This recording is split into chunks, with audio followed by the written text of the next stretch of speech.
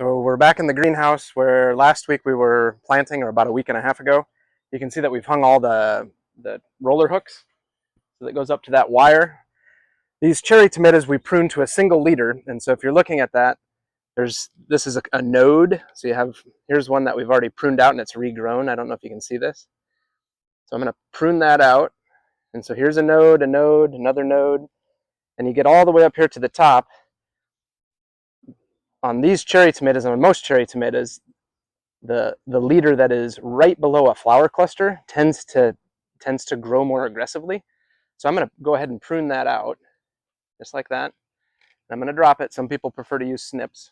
And then I have a clip on here, and these clips end up coming apart like this.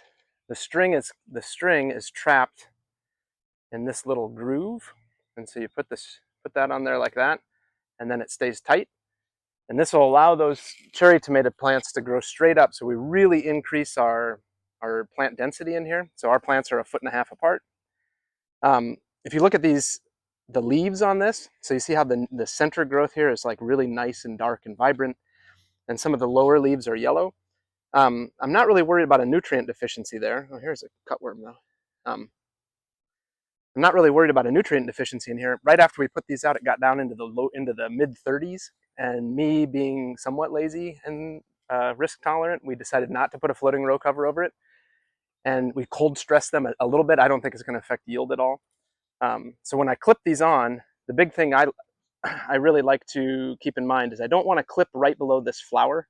So I don't want to go above this node and right below the flower, because if the wind blows and it shakes, I might strip that flower off. So I like to go 1 or 2 branches or 1 or 2 below the flower. And I don't want it to be so tight that if there is a wind event, it's going to yank my plant out. But I don't want it to be so loose that the plant doesn't get trained straight up.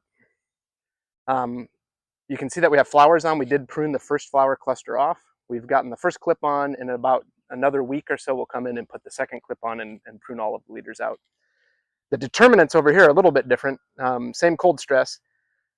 But what I like to do on these is I'll prune all the leaders off below the flower cluster, the first flower cluster, and then after that, we'll just train the whole plant, and it'll get to be about that tall. Whereas these will grow all the way to the top of the tunnel. So tomato pruning and trellising 101.